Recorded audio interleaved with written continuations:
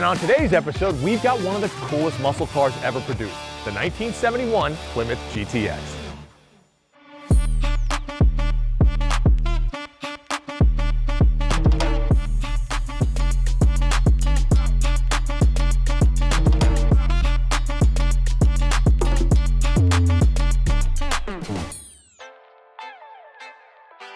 When it comes to muscle cars, there are some pretty big names out there.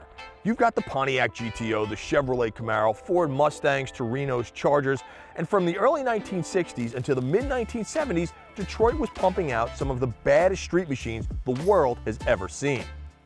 The formula was simple. Pull a semi-standard mid-size coupe off the assembly line, grab the biggest engine in your company's arsenal, then mate it to a bomb-proof transmission and slather the body in some kick-ass paint and graphics, and boom, muscle car. They were targeted at the youth market as well as those who wanted to feel, younger. And from a marketing standpoint, the muscle car was one of the greatest triumphs in automotive history. And on today's episode of Tested Muscle, we've got one of the coolest ones ever produced, the 1971 Plymouth GTX. The GTX first appeared in 1967 as an options package on the Plymouth Belvedere. But then in 1968 and until the end of its run in 1971, the GTX had morphed into its own model. Tested Muscle is brought to you by American Collectors Insurance.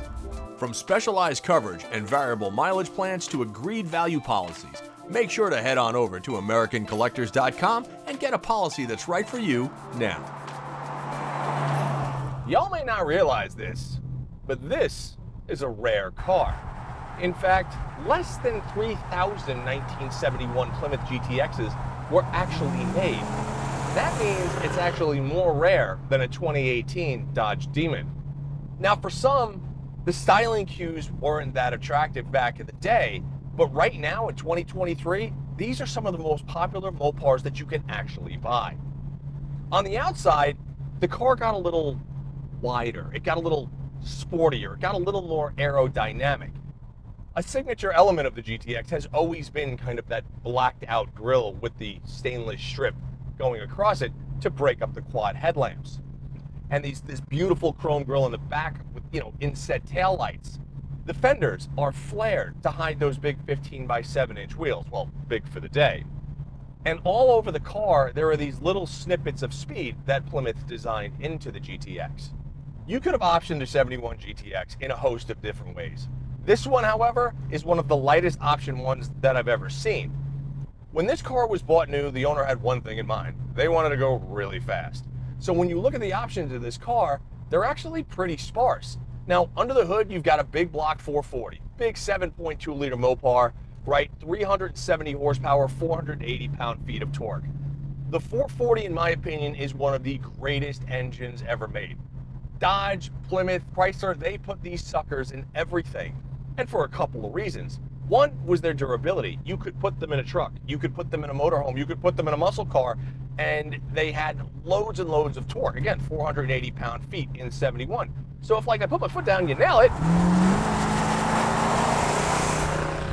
Yeah, thing gets up and boogies, right? Again, this is not, we talk about these cars. A lot of people think that the muscle cars from back in the day were these big bullets of machines, right? You hear everybody going, well, it's a 10-second car. They were never 10-second cars.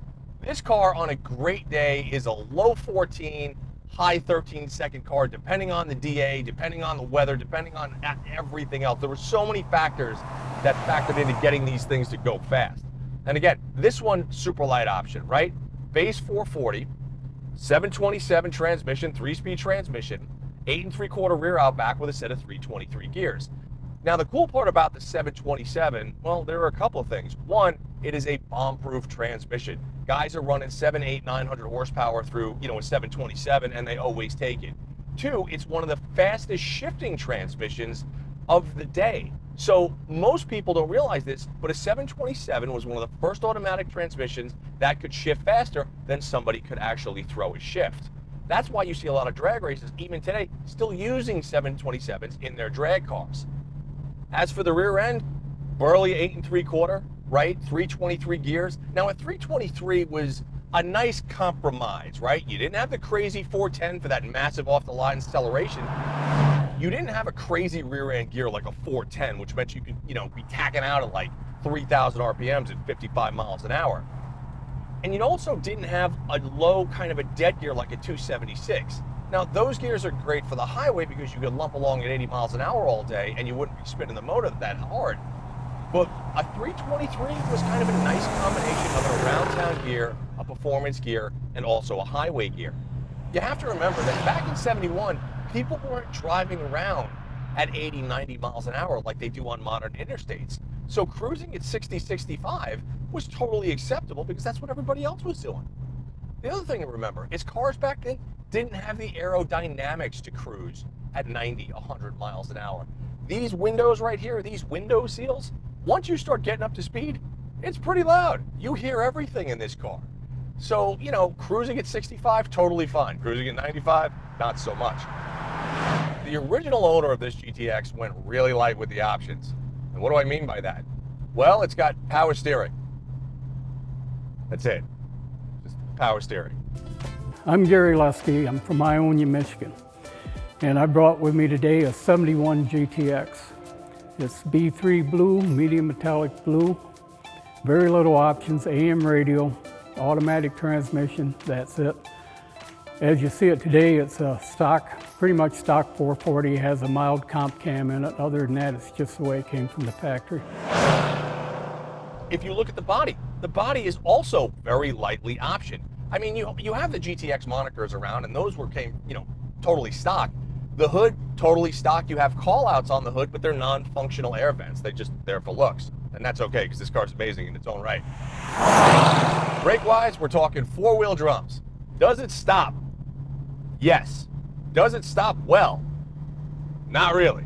When I slam on the brakes on this thing, the car, like all drum brake cars, kind of dances a little bit. It pulls a little to the right, a little to the left, right? And you actually have to really kind of fight the wheel to keep it in a straight line. Now that's not a bad thing, that's just a characteristic of drum brake cars from the 60s and the 70s. The interior of this thing, lightly optioned as well.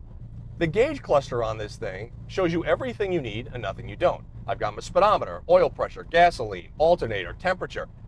That's it.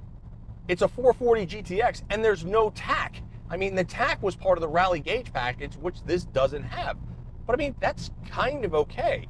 If you've driven a lot of muscle cars, you really don't need a tack because the fact is they're not really well insulated, and you can kind of get an idea about what you're spinning when you're on the highway, right? You just kind of get a feel for these things when you drive these cars enough. What it does have is a wonderful AM radio down off to my right knee, and then we also have the HVAC controls off to my left knee. Now what that meant was that the passenger had no say in what was going on. They had no say in what you put on the radio. They had no say in if you wanted to keep the car cool or hot, because they couldn't reach over here. I will say this, whomever optioned this car out from a color perspective knocked it out of the park. The exterior is B3 blue, which is just a very rare color, and it's kind of this softer sky blue, and it just works so well with the white interior and the black dash. I mean, this is a great place to be. As far as the seats go, we've got our high back buckets with our center console. And believe it or not, they're actually very comfortable. I mean, they move forward and back, you have no recline, but it is a pretty comfortable car. The column is a fixed column. It's not tilting up or down, and at the end of it is this wonderful Mopar tough wheel, which honestly looks great in just about everything. So what does the GTX actually like to drive? Well, this one has been restored to the point where it's not overbuilt. In fact, it's probably one of the best showroom stock examples that you're ever gonna find, and it drives as such. Right, the 440 is a 440, right? 370 horsepower, 480 pound-feet of torque. You put your foot down, it goes. It pushes you back into the seat, right? These motors were torque monsters. Now, from a handling perspective, this is it's a torsion bar Mopar, which is not necessarily a bad thing. Properly set up, these cars handled beautifully. However, the steering boxes were kind of terrible. So if I go like this, you know what we're not doing? We're not really moving back and forth. I mean, a little shimmy, but not a lot of shimmy, okay? So there's always a lot of play in a Mopar box. Driving this car has been a very pleasurable experience, and that's even with the reproduction polyglass tires. You know, a lot of people will say, well, you can't drive on polyglass tires, blah, blah, blah, blah. They don't handle well. Let me tell you something. I've been driving this car all day, They're reproductions, but they're totally fine. They sit on the 15 by 7-inch wheels.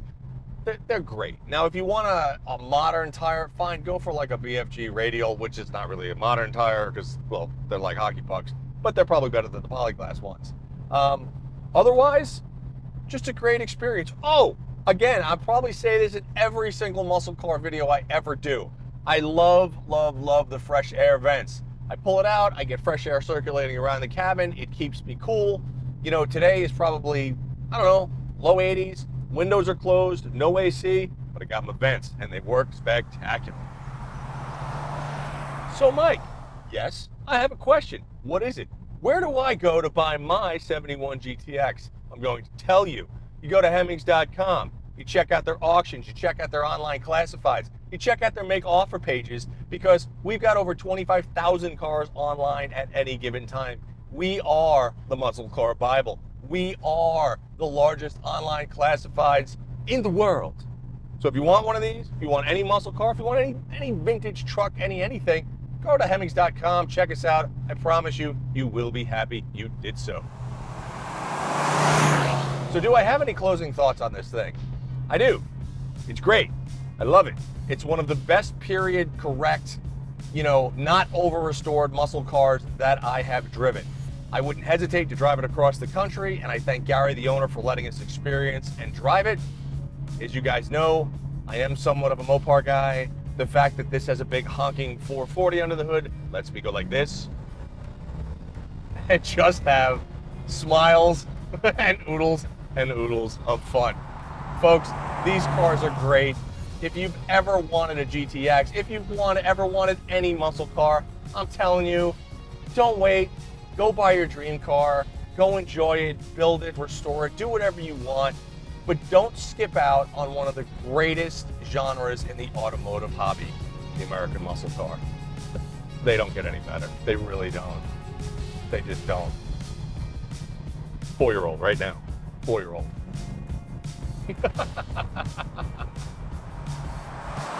Over the course of my career, I have driven a lot of muscle cars. Some are good, some aren't so good. This one is not only good, it's fantastic.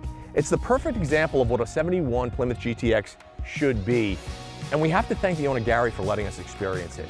You know, to build a car to this level but not overdo it, believe it or not, is a tough thing to do. So please, use this car as an example of what to look for if you want a 71 GTX, because honestly, it really doesn't get better. With that said, I'd like to thank you for watching, and we'll see you next time on Hemmings Tested Muscle.